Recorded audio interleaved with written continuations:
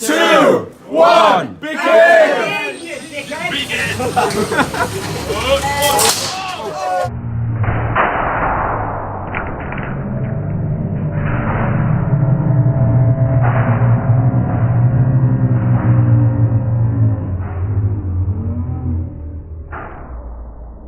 Oh no! You need to put us back! Do it again!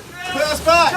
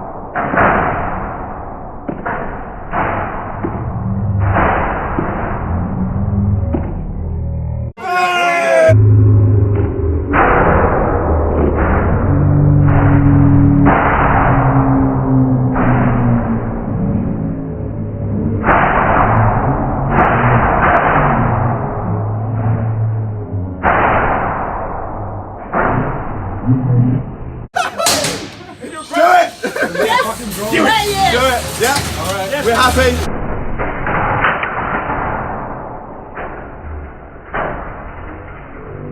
Yeah!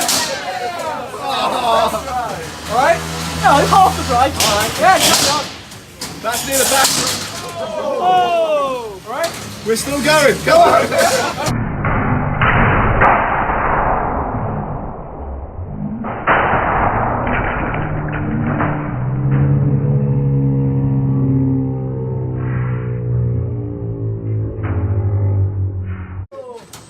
Basically, I mean, we kind of high centered it. I mean, one more, I reckon. Yeah, sorry, I didn't raise the pin.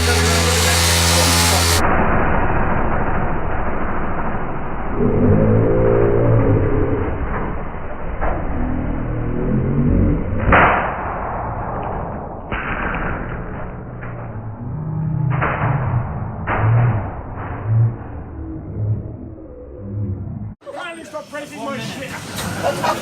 Right? Yep. One more. Yeah, we're good. We're good. One more hit. One more hit. One more hit. One more hit. One more hit. One more hit. You want some more? Go on, come on.